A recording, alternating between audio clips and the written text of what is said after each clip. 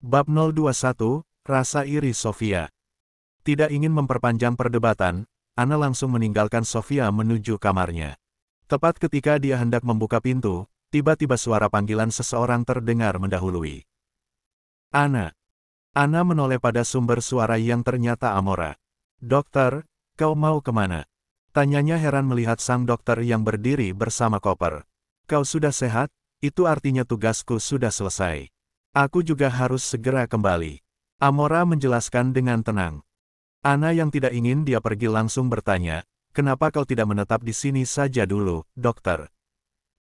Meskipun asing, tetapi Ana benar-benar merasa nyaman dengan kehadiran Amora yang memperlakukan dia dengan sangat baik, hingga kondisi kesehatannya naik pesat dan pulih dengan cepat. Aku sudah menetap di sini sejak hari kedua kau sakit, bukankah itu waktu yang cukup untuk kita bersama? Meskipun awalnya dia tidak berniat menginap di sini, apalagi rival pun langsung membayar jasanya melalui Gary. Dokter, sejak kehadiranmu aku merasa seperti menemukan air di tengah padang pasir. Kau bukan hanya membantuku sembuh, tapi juga menjadi tempatku berbagi cerita. Jika sekarang kau pergi, aku dengan siapa? Sorot mata Ana memandang Amora sendu. Dokter itu tersenyum, dia mendekat sembari meletakkan koper dan memeluknya. Aku juga merasakan hal yang sama, Ana. Tapi tugasku sudah selesai. Setelah ini jangan lupa minum vitamin dan obatmu, ya. Juga jangan beraktivitas terlalu berat, kau masih dalam masa pemulihan. Sesekali aku akan datang ke sini khusus untuk menjengukmu. Amora mengusap punggung Ana kemudian melepaskan pelukannya. Disertai sebuah senyuman dia berkata, aku pamit. Hati-hati, dokter. Terima kasih sudah merawatku dengan sangat baik. Ana memaksakan senyumnya sembari menahan tangis. Padahal pertemuan mereka cukup singkat, tetapi kepergian Amora seolah mengatakan bahwa keduanya telah mengenal lama. Amora mengangguk. Ana, ingat apa yang aku bilang, jangan pernah kau melawan atau membantah ucapan rival. Turuti semua kemauannya, oke? Ana mengangguk meski heran karena ini bukan pertama kalinya Amora mengatakan hal tersebut. Merasa tidak ada lagi yang perlu dikatakan, dokter itu berkata, Ana, aku pamit. Ana mengangguk, Amora membawa koper kemudian berjalan pergi meninggalkannya yang menatap dia dengan sorot nanar. Terima kasih, dokter, lirih Ana. Setelah Amora menghilang dari pandangannya karena berbelok, dia berbalik masuk ke dalam kamar. Ana duduk di ranjang, memikirkan hari esok di mana dia harus kembali menjadi pelayan. Dia tidak keberatan, tetapi yang jadi masalah adalah rival juga menjadikan dia sebagai teman bermain. Saat Ana mulai mengeluh, tiba-tiba kondisi keluarganya yang lebih baik berkat rival kembali terbayang membuat dia berhenti mengeluh.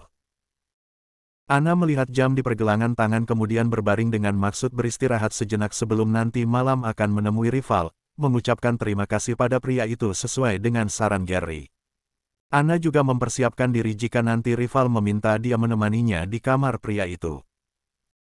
Ana membuka matanya, melihat jam dinding yang menunjukkan tepat pukul 6 sore. Kepala wanita itu mendadak terasa berputar. Ana berusaha bangkit, dia meminum obat serta vitaminnya sesuai perintah Amora dengan segelas air yang sudah dia bekal ke sini menggunakan botol. Setelah kondisinya terasa lebih baik, Ana bangkit dan berjalan ke kamar mandi untuk membersihkan diri.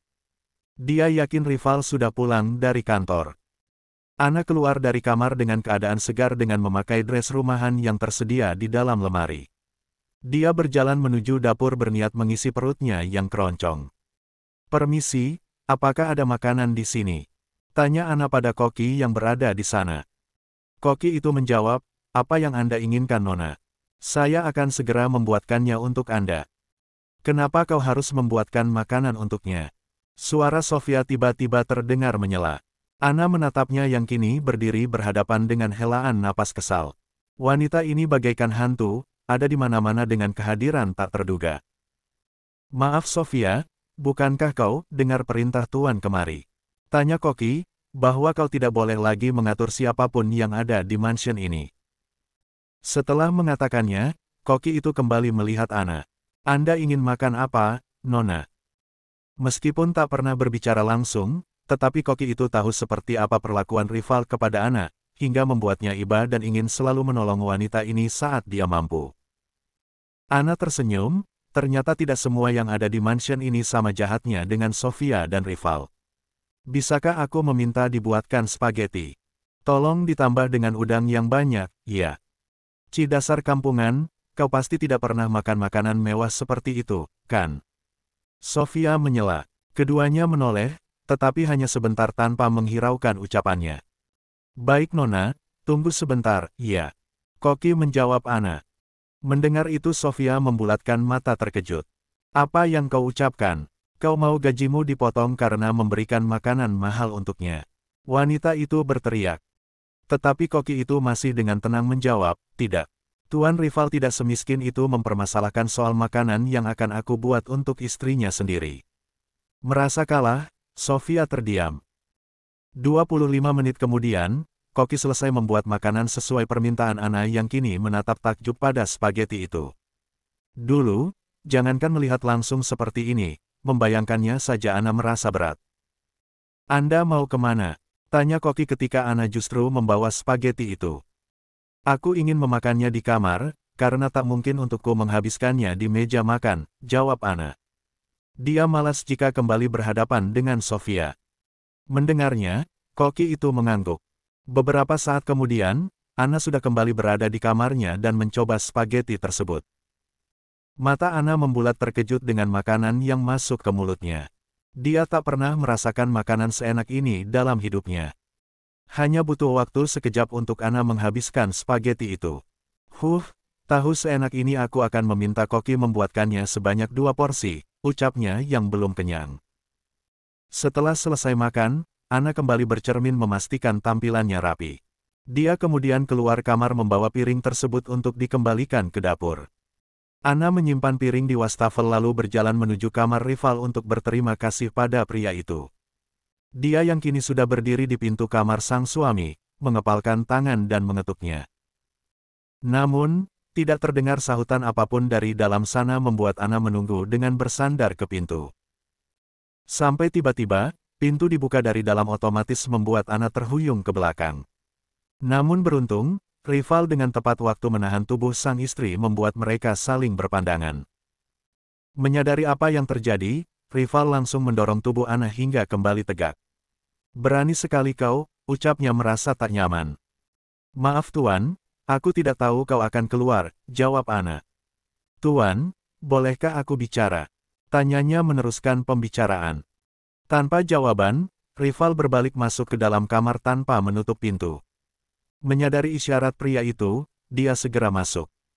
Rival yang duduk di sofa bertanya, apa yang ingin kau sampaikan? Aku hendak mengucapkan terima kasih karena telah mengizinkanku pulang menemui keluargaku, juga terima kasih karena sudah memberikan mereka kehidupan yang layak. Apa kau pikir aku melakukannya secara sukarela? Tanya rival yang sedikit menghancurkan kesenangan Ana tentang bantuan yang dia berikan. Tentu saja ada harga yang harus kau bayar. Ana mengangguk, dia sudah menduga rival akan mengatakan ini membuat pria itu memicingkan mata heran karena istrinya terlihat sangat tenang. Kau harus membuatku tergoda padamu. Kali ini, Anda membulatkan mata saat mengerti maksudnya. Bab 022, Pemandangan yang menakutkan. Ana mematung mendengarnya ucapan rival, bagaimana bisa dia menggoda pria itu sedangkan selama ini dia benar-benar polos tentang hal tersebut. Maksud Tuan? Tanya Ana berharap mendapatkan petunjuk meski dia mengerti apa maksud suaminya. Rival terkekeh melihat ekspresi Ana. Sungguh, dia merasa beruntung bisa mendapatkan mainan yang luar biasa menggemaskan ini. Iya, kau harus membuatku tergoda. Anggap saja itu sebagai bagian rasa terima kasihmu karena aku telah memberi keluargamu kehidupan yang layak. Pada akhirnya Ana tidak punya pilihan, wanita malang itu memejamkan mata hingga rival kembali berkata, cepat lakukan atau aku akan. Ana yang berbaring di atas ranjang rival, menutup tubuhnya dengan selimut. Perasaan terhina dan kotor selalu melanda hatinya dalam situasi yang sudah dialami berulang kali ini. Ditambah lagi, rasa lemas kembali menyerang karena kondisi kesehatannya yang belum sembuh total, tetapi dia tak punya pilihan ketika rival memaksa. Rival mengucuri tubuhnya dengan air dari shower. Lelaki tampan itu mengingat betapa senangnya dia terhadap Ana. Wanita itu terlihat menggemaskan di matanya. Namun, Tentu saja amarah rival tidak akan hilang begitu saja. Dia masih menyimpan dendam atas pernikahannya yang gagal. Selesai dengan acara membersihkan dirinya, rival keluar dari kamar mandi dan langsung masuk ke ruang ganti. Setelah mengenakan baju juga menyisir rambutnya, dia keluar dari sana dan melihat Ana yang sudah terlelap di ranjangnya. Rival mendekat, dia berdiri di hadapan Ana kemudian berkata, "Hei, bangun kau." Ana yang baru saja terlelap, segera membuka mata. Melihat rival di hadapannya membuat ekspresinya berubah tegang dan waspada. Ana langsung bangun, dan ketika itu rival berkata, "Bersihkan dirimu dan keluar dari sini. Ingat bahwa kedudukanmu di sini tak berbeda dengan para pelayan. Jadi, kau juga harus bekerja seperti mereka." Ana mengangguk mengiyakan dengan matanya yang masih berat karena kantuk. Dia langsung bangkit dari duduknya dan bertanya, "Bolehkah aku ikut membersihkan diri di kamar mandimu?" Jawab rival. "Mulai sekarang, kamarmu pindah ke sini dan kau tidur di sofa. Satu lagi, jangan berani menyentuh ranjangku tanpa perintah." Perkataan tersebut rival ucapkan tepat saat Ana baru saja keluar dari kamar mandi, seolah menyambutnya. "Baik tuan," kata Ana tanpa bantahan. Setelah itu, dia keluar dari sana meninggalkan rival sendiri menuju kamar pembantu yang selama ini ditempatinya. Ana yang sudah berada di kamarnya, membuka lemari dan langsung mengganti pakaian dengan seragam pelayan. Setelah itu, Ana duduk di tepi kasur sembari meminum vitamin. Dia menggeleng ketika matanya terasa berat untuk tetap terbuka, padahal setelah ini dia ditugaskan untuk membereskan lantai atas. Ana mengusap wajah, dia tidak bisa berleha-leha. Jika dia menunda pekerjaan itu pun, Sofia akan datang dengan sebuah omelan tentunya. "Kuat Ana, kuat," batinnya menyemangati diri sendiri. Tanpa menunda lagi, dia langsung bangkit kemudian keluar dari kamarnya. "Ini vakum yang harus kau gunakan untuk membersihkan lantai atas," ucap seorang pelayan yang tak dia ketahui siapa namanya. Ana mengangguk. "Terima kasih. Saat kau berada di lantai atas nanti, aku sarankan jangan menyentuh apapun, cukup kerjakan saja apa yang seharusnya kau bereskan." Ana mengernyit bingung, tetapi dia yang enggan bertanya memilih mengangguk. Lagi pula, apa yang harus dia lakukan selain membereskan ruangan di lantai atas? Pelayan itu mengangguk kemudian pergi meninggalkan Ana yang berjalan ke arah lift. Tidak butuh waktu lama, dia sudah berada di tempat tujuan dan segera keluar sembari membawa vakum tersebut. Ana melihat sekeliling yang membuatnya cukup terperangah. Lantai pertama memang mewah, tetapi lantai atas jauh lebih mewah. Seandainya Ana benar-benar menjadi istri rival, tentu dia akan hidup bahagia di mansion semegah ini. Ana tiba-tiba menggeleng mengusir khayalan tersebut. Posisinya di mata pria itu sampai sekarang hanyalah pelayan dan mainan, bukan tidak mungkin dia akan dibuang saat suaminya mulai bosan. Mengabaikan isi kepalanya, Ana menyalakan vakum cleaner dan mulai membersihkan lantai. Tidak terasa, setelah setengah jam berlalu Ana berhasil membersihkan seluruh ruangan di lantai atas. Rasa kantuk yang sempat mendera pun menguap karena kesibukan yang ada. Ana kini memegang kemoceng, membersihkan debu-debu yang menempel di patung hiasan. Di saat dia tengah fokus membersihkan benda itu, tiba-tiba sebuah tirai nampak bergerak terkena angin membuat Ana bisa melihat ke dalam sana meski hanya sesaat. Ana yang penasaran, menoleh ke berbagai arah. Setelah memastikan tak ada orang yang melihatnya, dia berjalan mendekat dengan perlahan untuk melihat ada apa di dalam sana. Ketika Ana berhasil membuka tirai, dia menutup mulut terkejut ketika melihat apa yang ada di depannya sekarang, yakni 3 ekor harimau besar di dalam kandang. Lutut Ana mulai gemetar. Kini dia paham apa maksud ucapan pelayanan tadi. Secepat kilat dia berbalik badan dan mengambil kemoceng yang sempat dia letakkan kemudian membereskan pekerjaannya dengan rasa was-was. Ternyata selain harimau, Ana juga pernah melihat pemandangan lain yakni para pengkhianat rival yang tengah menjalani siksaan.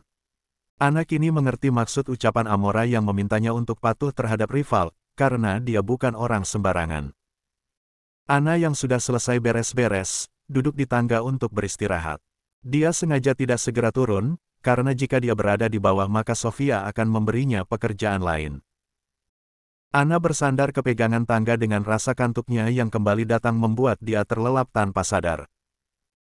Jerome masuk ke dalam mansion dengan pandangan mengedar ke sekelilingnya berharap menemukan Anna dan tak berjumpa dengan rival. Dia ingin membawa istri sepupunya itu pergi. "Tuan," sapa seorang pelayan yang tiba-tiba menghampiri. Jerome cepat menyimpan telunjuknya di bibir, memberi isyarat agar dia diam. "Di mana istri rival?" tanyanya berbisik. "Anna sedang membersihkan lantai atas, Tuan." "Rival mana?" Jerome memastikan situasi. Tuan, rival sedang berada di lapangan belakang mansion bersama kuda-kudanya.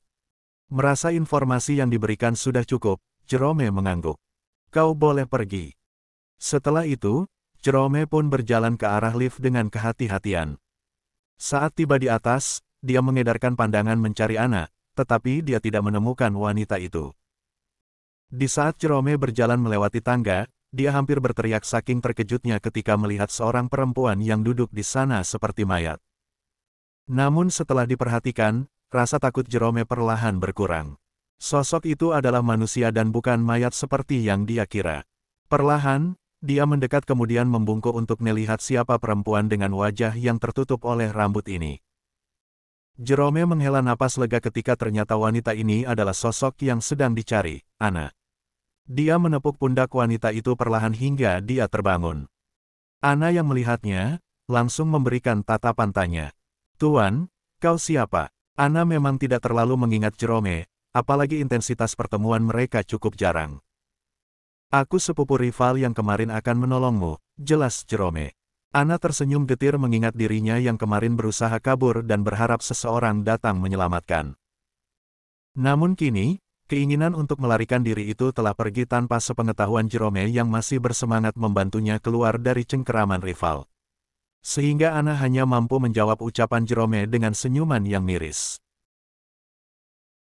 2 hours later. Bab 023, ingin mengajak Anna. Melihat senyuman Anna yang menyembunyikan rasa mirisnya, Jerome terpaku. Jantungnya terasa berdebar cepat, dia tak mengira bahwa wanita ini begitu manis saat tersenyum. Jerome cepat mengalihkan pandangan menyadarkan pikirannya bahwa ini bukan waktu yang tepat untuk dia terpesona. "Ayo kita pergi dari sini, ini kesempatan untuk kita karena rival sedang sibuk dengan kegiatannya sendiri." Mendengarnya, Anna lagi-lagi tersenyum sembari menatap Jerome. "Terima kasih atas tawaranmu, Tuan. Kemarin memang aku ingin melarikan diri, tapi tidak dengan sekarang." Jerome menatap tak percaya. Kenapa bisa Anna berpikir segila ini dengan bersedia bertahan mempertaruhkan kehidupannya bersama rival, padahal kesempatan untuk melarikan diri terbuka lebar. Bahkan dia ada di sini untuk membantunya. "Gila, kenapa kau mau bertahan dengan lelaki seperti dia? Kau bisa mendapatkan kehidupan yang lebih baik," ucap Jerome menggebu. Entah mengapa, dia begitu emosi ketika Anna tidak ingin melarikan diri bersamanya. "Aku akan pergi saat tuan rival benar-benar membuangku. Sebab jika aku pergi sekarang, dia tidak akan tinggal diam. Aku akan terbebas, tapi tidak dengan keluargaku," ucap Anna dengan kesedihan yang tersirat di dalam sana. Anna masih menjadi manusia normal, dia punya harapan untuk hidup bebas layaknya orang lain, tetapi keadaan membuat dia meredam semua itu dan mulai menerima nasibnya. Jerome mengusap wajahnya kasar. Selama ini dia seolah tak bisa tidur nyenyak, makanan enak dan bekerja dengan fokus memikirkan cara membebaskan Anna, tetapi kini kenyataan seolah mengkhianati usahanya. "Aku akan menjamin keselamatan keluargamu," ucap Jerome masih berusaha membujuknya. Namun, Anna tetap kukuh dengan keinginannya untuk bertahan. Wanita itu menggeleng. "Aku tidak ingin melibatkan banyak orang dalam masalahku. Lagi pula, aku sudah ikhlas menerima nasibku yang seperti ini." Anna kemudian bangkit dan menatap Jerome yang menyusulnya berdiri. "Terima kasih atas tawaranmu, Tuan. Sepertinya tak ada yang perlu kita bicarakan lagi, jadi, aku permisi." "Tunggu." Seketika Anna menoleh, Jerome mendekat pada wanita itu yang berbalik menghadapnya. Dia mengulurkan tangan sembari bertanya, "Siapa namamu?" Padahal Jerome pun sudah tahu siapa nama wanita ini. Namun, Anna yang menganggap bahwa mereka tak saling mengenal, menerima uluran tangannya dan berkata, "Aku Anna." Mereka saling melepaskan jabatan tangan, merasa tak ada lagi yang harus dibicarakan. Dia berbalik menuruni anak tangga meninggalkan Jerome yang terpaku. Tangannya baru saja digenggam oleh Anna. Jerome memegang dadanya yang berdebar karena pesona Anna. Apa yang sebenarnya terjadi? Kenapa kau ada di mansionku? Tanya rival yang baru saja keluar dari pintu yang menghubungkan dia ke lapangan kuda, kemudian tanpa sengaja Jerome melintas ke hadapannya. Jerome menoleh pada rival, membalas ucapan pria itu. Dia berkata, bukan urusanmu. Kau berada di rumahku, tentu saja aku berhak tahu apa yang kau lakukan di sini. Bukan urusanmu pokoknya. Setelah mengatakan itu, Jerome yang tak ingin diwawancarai, berlalu pergi meninggalkan rival dan keluar dari mansion sepupunya. Jerome masuk ke dalam mobil dan menjalankannya dengan kecepatan sedang. Dia berencana untuk pergi ke kampus untuk mengajar. Ya, dia adalah seorang dosen. Setelah Jerome pergi, rival duduk di sofa. Dia bersandar untuk beristirahat. Ketika itu, dari pantulan kaca dia melihat Anna yang sedang mengelap meja. Dalam diam, rival memperhatikan Anna yang berkali-kali menghentikan gerakannya.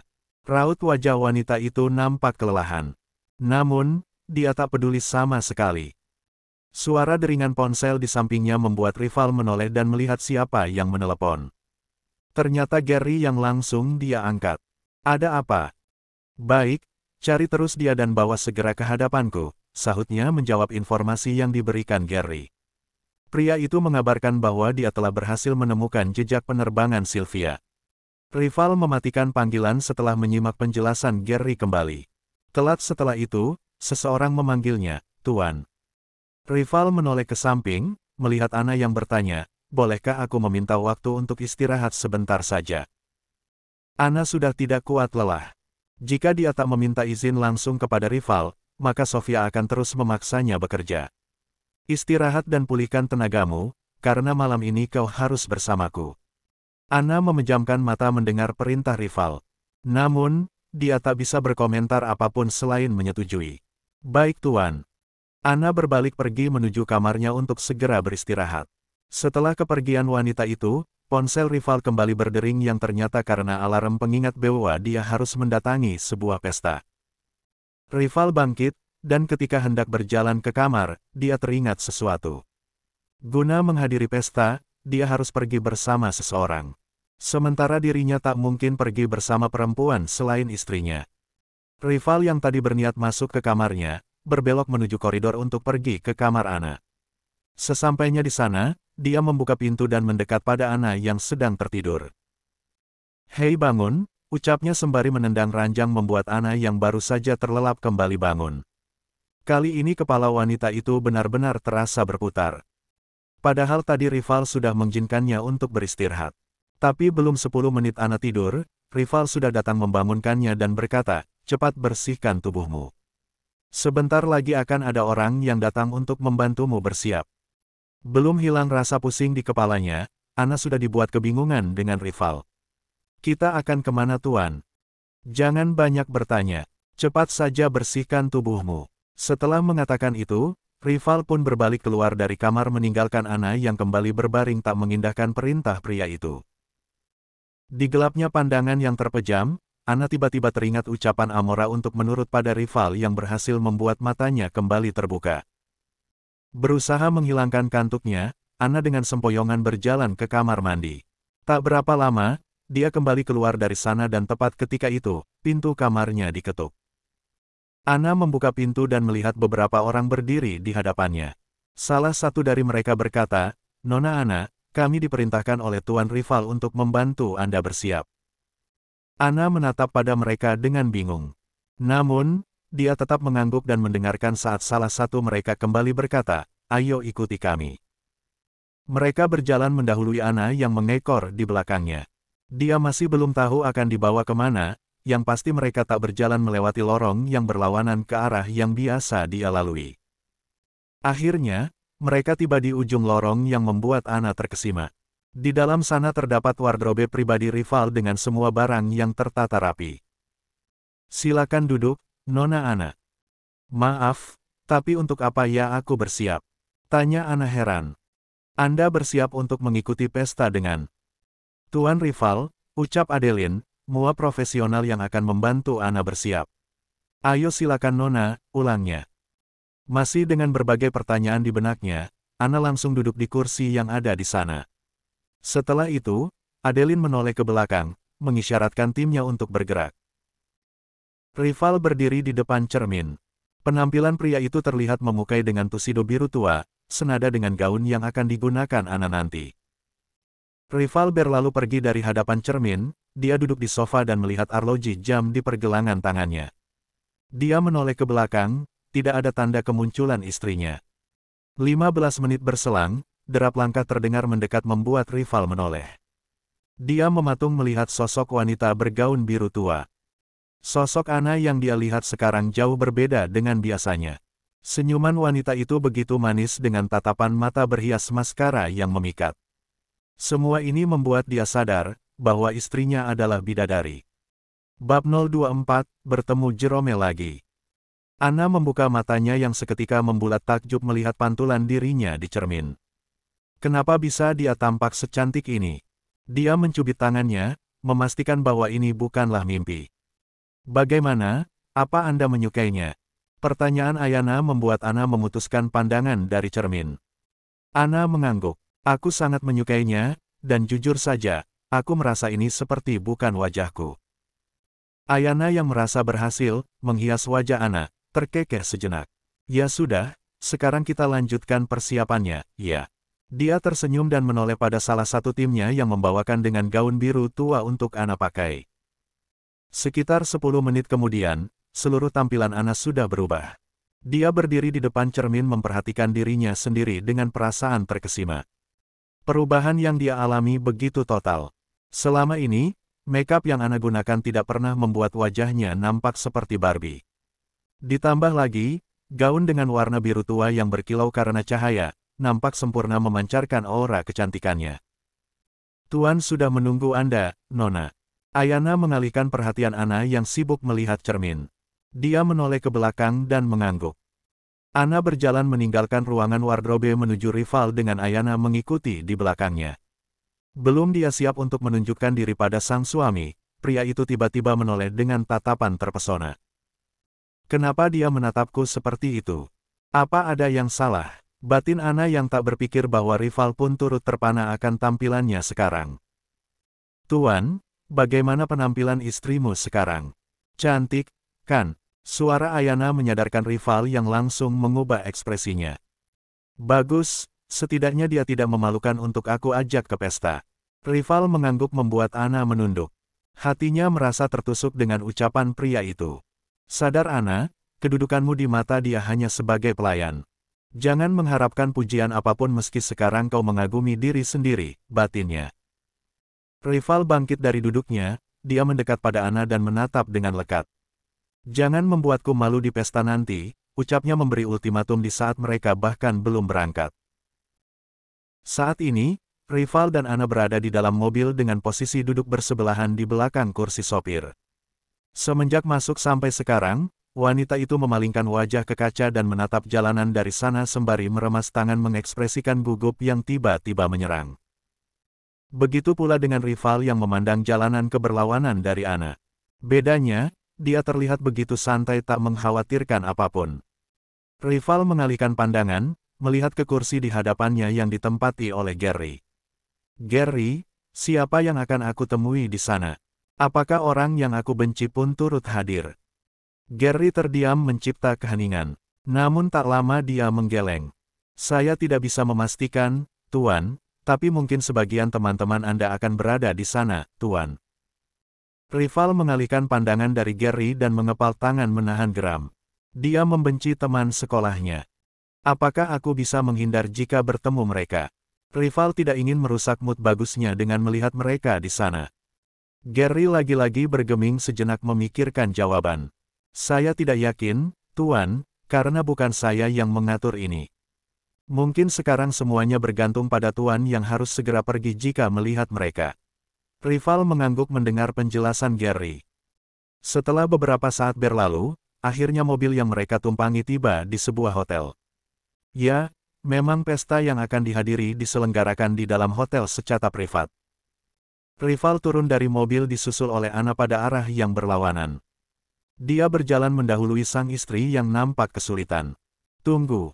Seketika, Rival berhenti melangkah. Dia menoleh melihat Ana yang semakin dekat. Apa kau tidak bisa berjalan dengan cepat?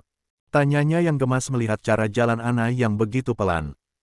Maaf tuan, aku tidak biasa memakai sepatu seperti ini. Rival menggeleng. Dia yang tidak punya waktu untuk menunjukkan emosi terdapat Ana, mengulurkan tangan pada wanita itu yang balik menatapnya bingung. Pegang tanganku dan kita akan berjalan perlahan. Rival berbicara layaknya seorang gentleman, meski itu hanya formalitas karena dia ingin menjaga kehormatannya dengan tak menunjukkan emosi di depan khayalak umum. Sudah cukup sekali dirinya mengamuk di hadapan banyak orang saat pernikahan dulu. Ketika mereka mulai memasuki ruangan pesta, Ana terperangah melihat kemewahan yang dia lihat. Dia juga penampilan para tamu yang elegan. Oh, jadi seperti ini pesta kelas atas, ucapnya lirih. Rival yang mendengar itu langsung menoleh. Tutup mulutmu, Ana. Ana segera mengangguk. Maaf tuan. Jangan memelukku, tambah Rival membuat Ana kembali mengangguk. Hai Rival, sapa seseorang membuat mereka menoleh ke sumber suara. Ternyata merupakan salah satu teman Rival yang berasal dari Indonesia, Albi. Hai, Rival balas menyapa. Dia kemudian menoleh pada Ana. Kau duduk di sana, aku akan berkeliling menyapa teman-temanku yang lain.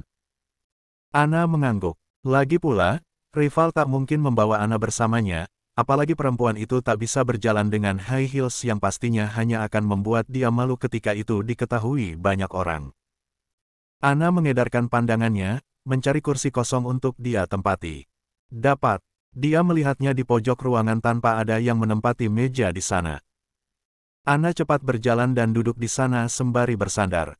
Kepalanya kembali berputar dengan pandangan berkunang karena kurang tidur. Ekem. Ana seketika menoleh, dan dia tak menyangka bahwa yang berdeham adalah Jerome. Pria itu tidak sengaja melihat Ana dan sejak saat tersebut, dengan pandangannya dia mengikuti kemanapun wanita ini pergi. Kenapa kau tidak ikut dengan Rival? Jerome bertanya setelah duduk di samping Ana. Aku tidak bisa berjalan dengan sepatu seperti ini, jadi lebih baik aku duduk saja. Ana menjelaskan yang dijawab anggukan oleh Jerome. Tidak ada yang berbicara membuat suasana di antara mereka hening. Jerome yang teringat sesuatu, menoleh pada Ana. Bolehkah aku meminta nomor ponselmu, Nona? Ana bergeming kemudian menggeleng. Maaf tuan, tapi aku tidak punya ponsel. Jerome membulatkan mata terkejut. Kau tidak punya ponsel? Bagaimana mungkin? Di zaman sekarang, rasanya begitu aneh dan mengejutkan ketika seseorang berusia muda seperti Ana mengakui tidak punya benda elektronik yang satu itu. Aku punya, tapi sekarang ponselku ada di tangan Tuan Rival. Ana menjelaskan yang lagi-lagi menimbulkan pertanyaan. Ponselmu ditahan. Kenapa? Namun belum Ana menjawab, Jerome kembali bertanya, kenapa kau tidak membelinya lagi diam-diam? Aku tidak punya uang. Selain Rival yang tak pernah memberi dia uang, Ana juga tak pernah memintanya mengingat keseharian dia yang selalu berada di mansion. Dalam urusan makanan dan keperluan lain pun disediakan. Kehidupan keluarganya pun sudah terjamin. Apalagi yang dia butuhkan. Rival yang sedang mengobrol, tidak sengaja menoleh ke arah Ana yang sedang bersama Jerome. Kening pria itu berkerut kesal, dia tak suka melihat miliknya didekati orang lain meskipun sepupunya sendiri. 許すよ、ワン切り。ワン切りし返す。ワン切りして、ワン切りして、いいじゃん。なんだっけ。